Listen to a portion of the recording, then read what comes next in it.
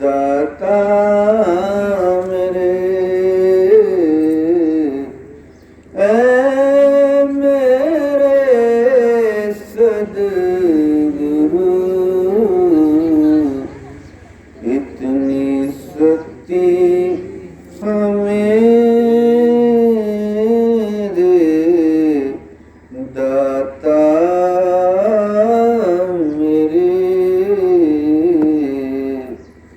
तेरी राहों पे खुद को चला मैं सकूं, इतनी शक्ति हमें दे मेरे सद्गुरु, तेरी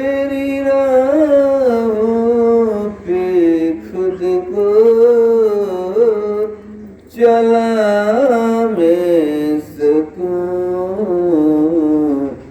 और दुआए न हमको तेरी राह में,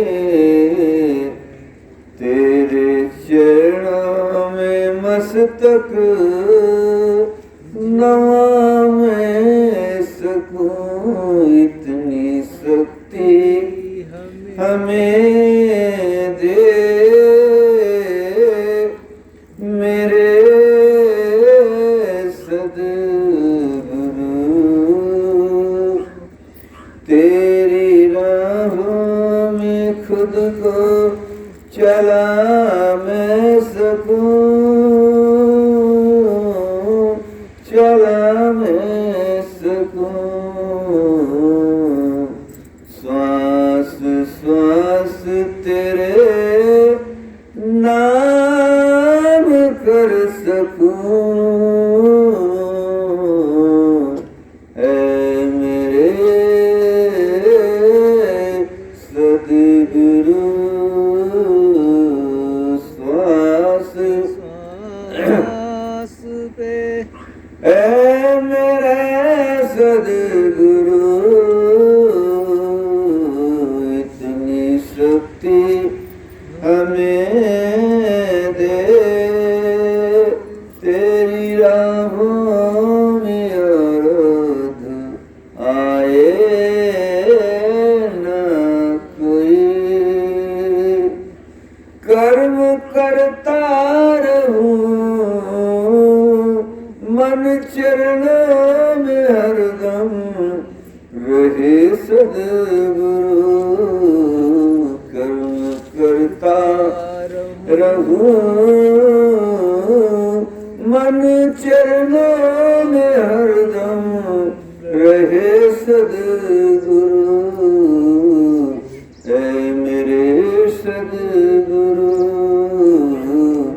इतनी ताकत हमें दे विधाता मेरे, तेरी राहों में खुद को चला मैं सकूं, तेरी राहों में खुद को चला मैं सकूं, भूलूं ना एक पल भी तुम्हें, आने जाने वाली श्वासों से जोड़ लूं मैं तुम्हें, अपने चित्त में बसा लूं, ऐ मेरे सद्गुरु, इतनी ताकत हमें दे विधाता मेरे,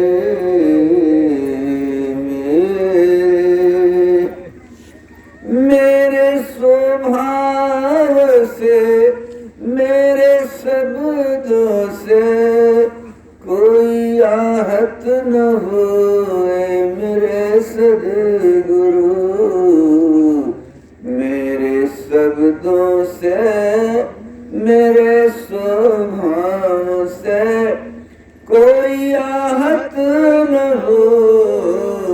ऐ मेरे सद्गुरु मैं से दूर ही रहूं, तुमसे खाली न रहूं, मैं से दूर ही रहूं, तुमसे खाली ही न रहूं। इसका मतलब समझे? मैं से दूर ही रहूं, तुमसे खाली न रहूं, मेरे शब्दों में मेरे शोभाओं में ऐ बंसी वाले रहो, मेरे शोभाओं में बंसी वाले रहो,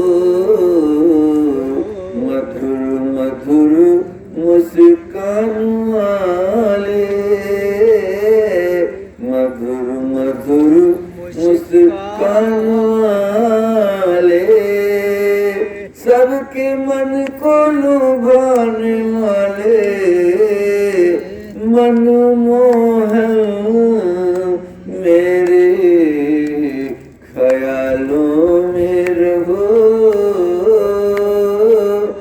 मेरे अंतर में रहो, ऐ मेरे सद्गुरु, ऐ मेरे सद्गुरु, ऐ मेरे सद्गुरु, तुमको भूलूं नहीं, तुमको भूलूं नहीं, तुमको भूलूं नहीं, तेरी सूरत प्रभु मेरे अंदर से कभी जाए नहीं, तेरी सूरत अंतर से कभी जाए नहीं, ऐ मेरे सद्गुरु, ऐ मेरे सद्गुरु, इतनी ताकत हमें दे, तेरी राहों पे खुद को चलाता रहूं, चलाता रहूं, रोम रोम में मेरे तुम ही तुम रहो, अंतर में मेरे तुम ही तुम रहो, और कोई यहाँ ना रहे, और कोई यहाँ ना रहे, ऐ मेरे सद्गुरु,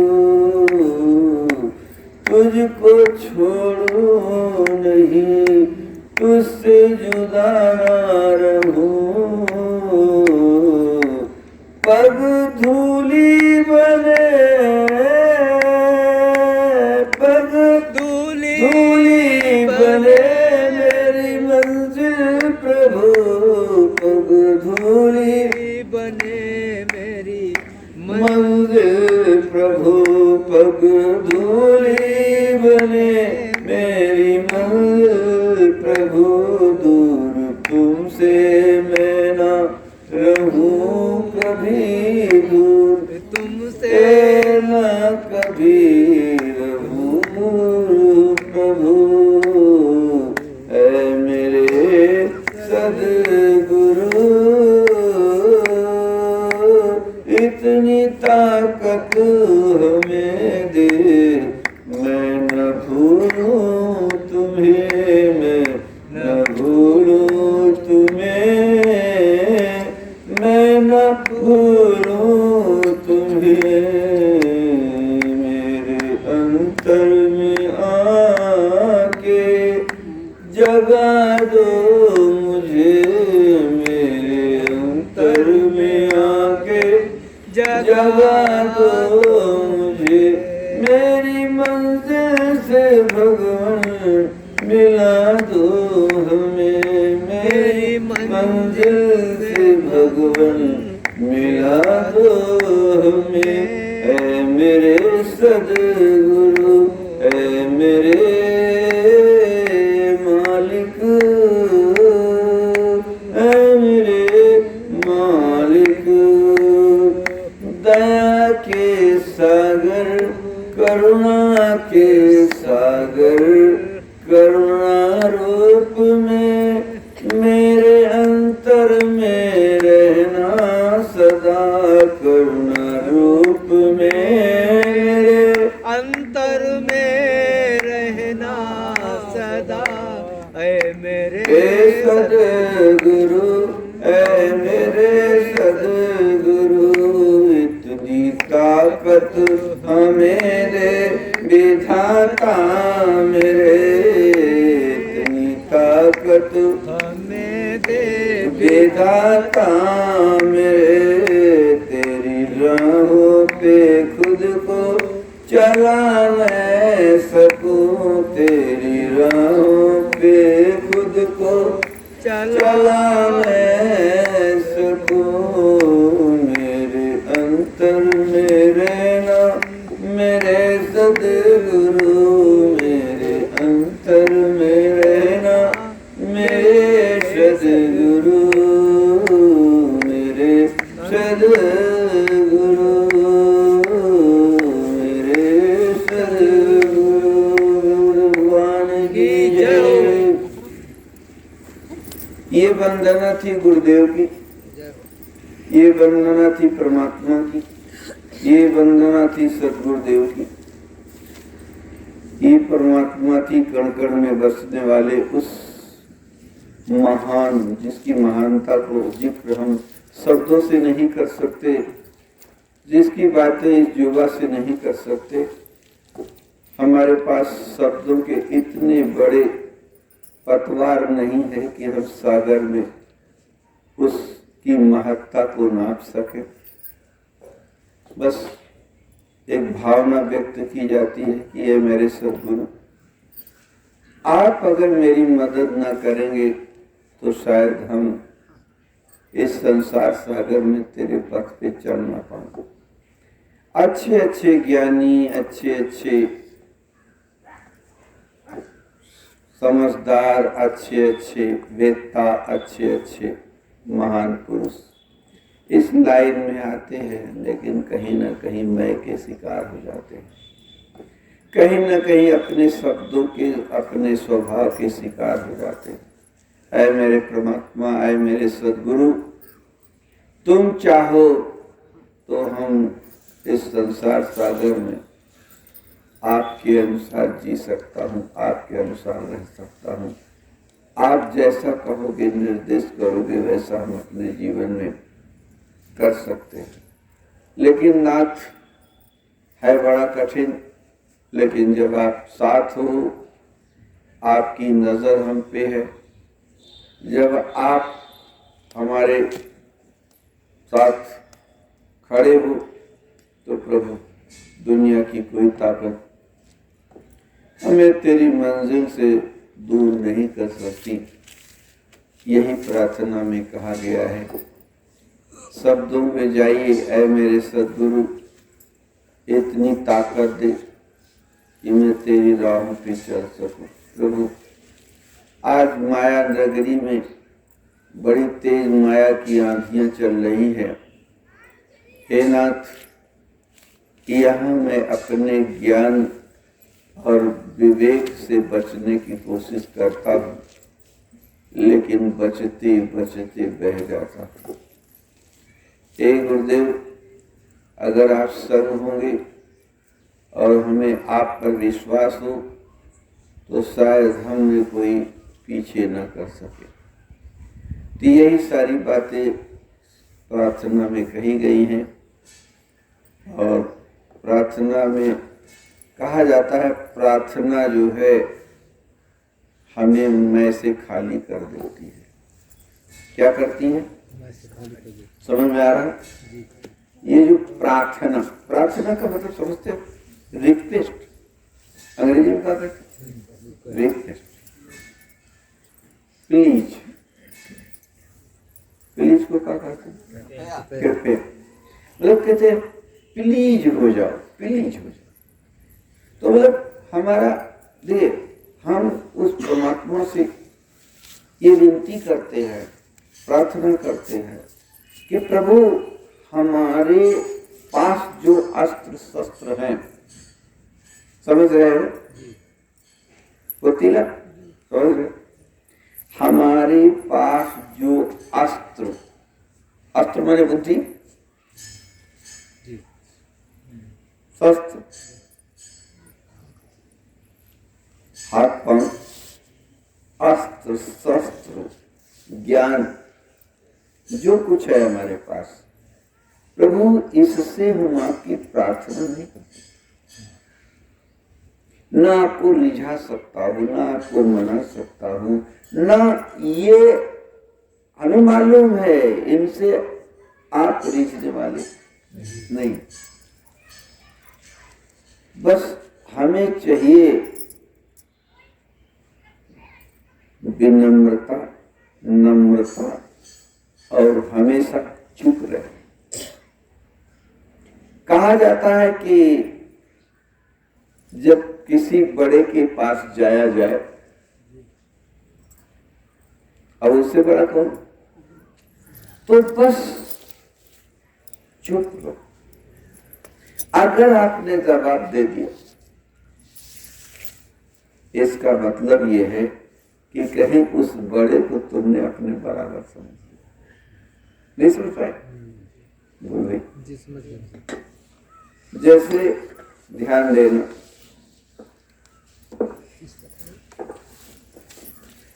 जैसे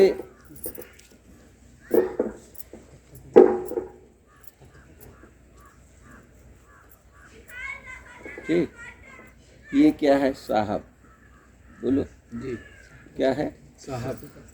और ये साहब वो साहब नहीं है, ये वो साहब है जिसके बारे में कबीर साहब कहते हैं, साहब से सब होते, साहब से सब होते, बंदे से कछु नहीं।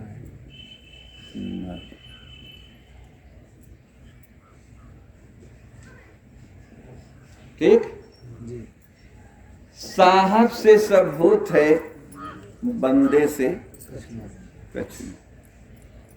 राई से पर्वत करे और पर्वत राई, ये है साहब। ऐसे साहब के पास अगर मानते हो, मानना पड़ेगा। कहा जाता है कि जब तक आप मूर्ति को भगवान नहीं समझेंगे तब तक आपका कल्याण नहीं होगा। अगर आप मूर्ति को यूं ही संगमरमर की बड़ी खूबसूरत तराशी हुई कला है, अगर ये समझोगे तो उसमें आपका भला होने वाला नहीं है। तो उसी तरह से अगर जिस शरीर को, शरीर के अंदर, ये शरीर क्या है? एक साधन है, एक बर्तन है, बोलो जैसे गमला, गमला, गमला समझ गए? गमला में खूबसूरत कमल खिला है या गुलाब खिला है, ठीक?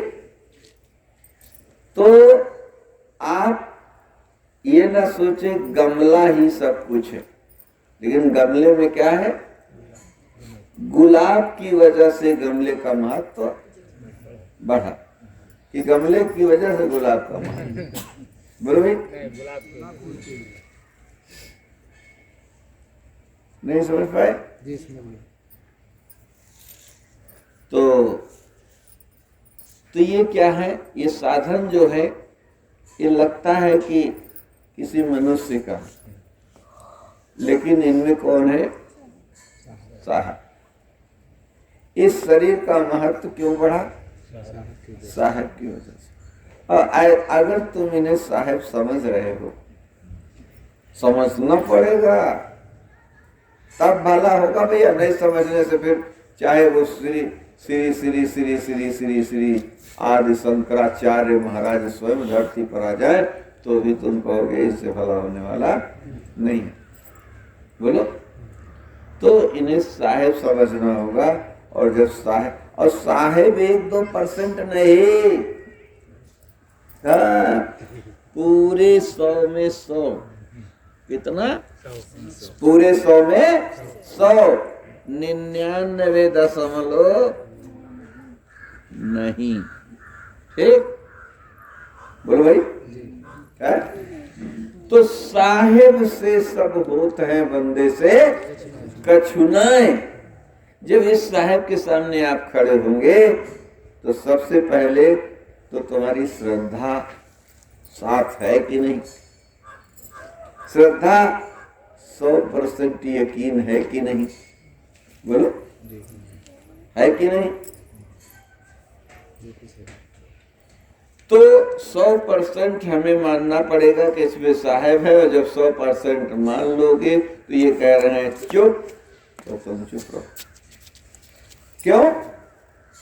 कोई बात तो होगी। अब हम सोचते नहीं, पूरी तहरीर दे दे, पूरे प्रश्नों के उत्तर इनको दे दे, नहीं तो समझ नहीं पाएंगे। अरे भाई, वो कैसे नहीं समझ पाएंगे? जो राई को पर्वत बना सकता है और पर्वत को राई, वो तुम्हारी बातें नहीं समझ सकता। तुम्हारी बातों के कहां से स्रोत निकले हैं, तुम्हारे अंदर क्या भरा, क्या वो जान नहीं सकता। जान ले। तो कहने का मतलब है हमें बंदा और उन्हें साहेब बनना होगा। और इन्हें साहेब बनाने वाला कौन है? ये बंदा। कैसे? इस 100% के बाद। तो अगर तुम किसी को कहते, इसीलिए प्रार्थना कह रही है, ए मेरे सदगुरु इतनी ताकत हमें दे, मेरा एतबार भगवन कम न हो। मेरे सदगुरु इतनी ताकत हमें दे, मेरा एतबार कम न हो, मेरी निष्ठा सबल हो, विश्वास प्रबल हो, और श्रद्धा की ऊंचाई पे पहुंचूं प्रभु। भाव में भाव इतना प्रगाढ़ हो, तेरे चरणों में डूबूं प्रभु। मेरे सदगुरु हे नाथ, आप ही ताकत दीजिए, क्योंकि मेरे बस में, हम तो संशय हर जन्म, कई सदी कई जन्म मुझे हो गए, मेरे अंदर का संशय नहीं जा रहा है। और ये संशय हमें न जानी कितनी बार डुबोता है। समझ रहे हो? न समझना पूछो। हे नाथ, इस संशय की वजह से मेरी नौका इस सागर में 1-2 बार नहीं, अनंत बार डूबी है। हे प्रभु, अब डूबी से मतलब नहीं, आगे क्या होगा। वर्तमान में केवल ये है कि मेरे पास नौका है और मौका। मेरे पास नौका है और मौका है, बस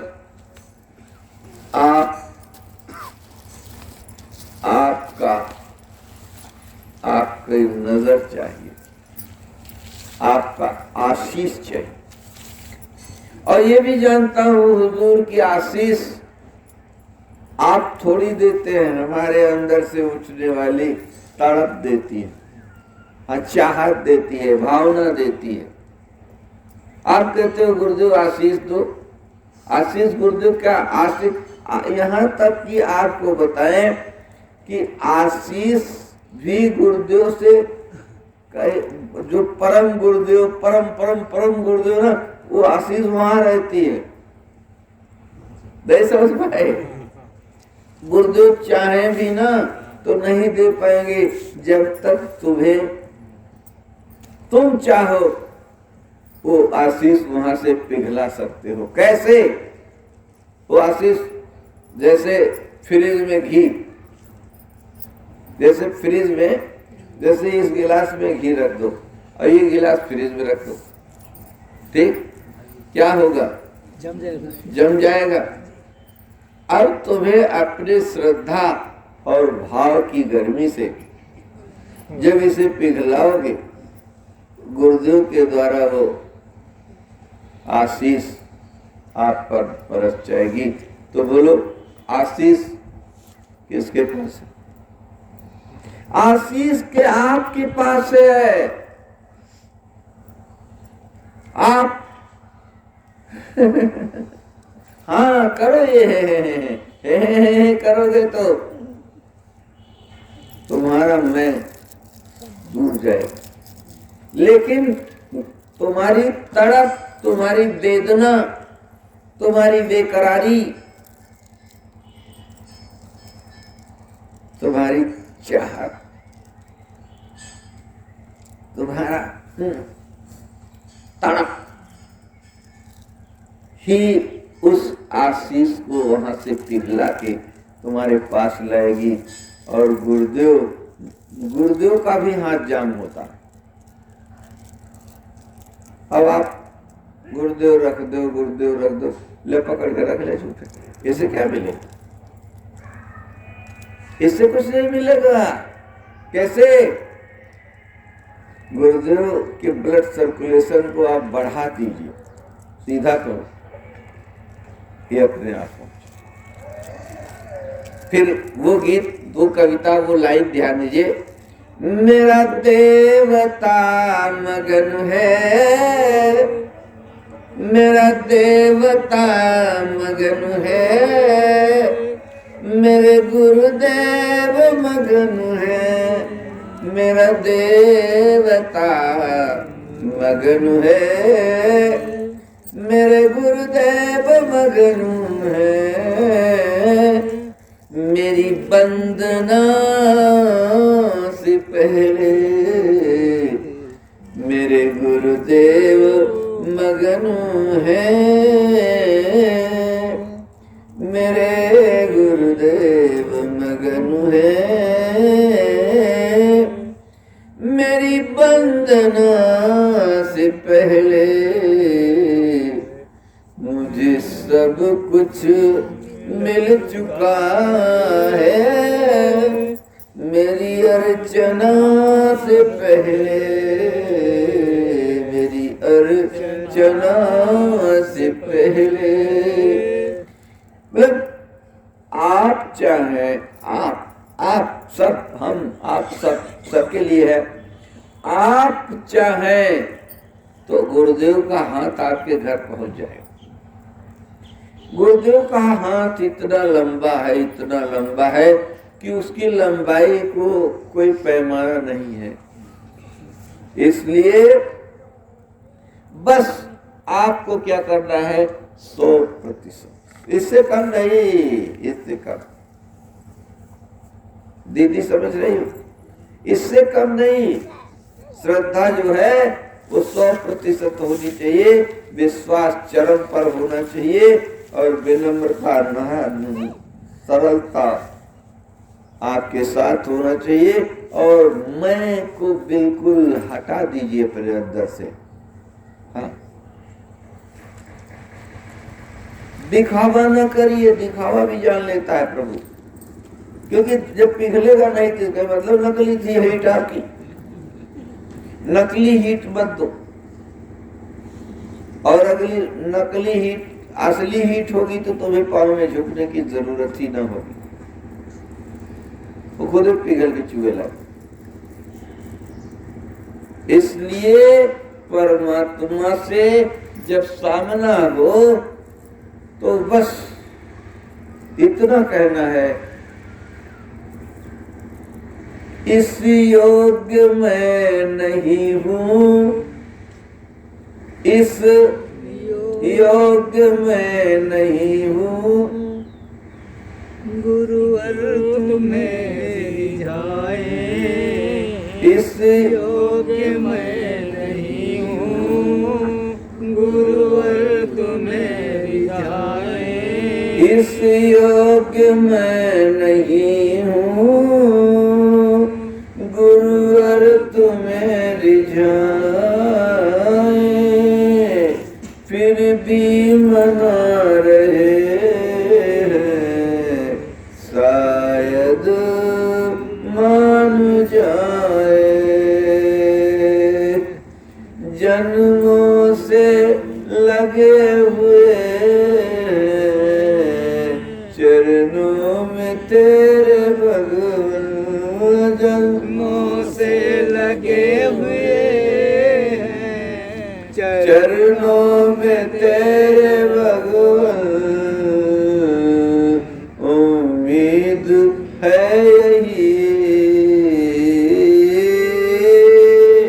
आशीष दोगे भगवान, इस योग्य हम नहीं है, गुरुवर तुम्हें रिझाए।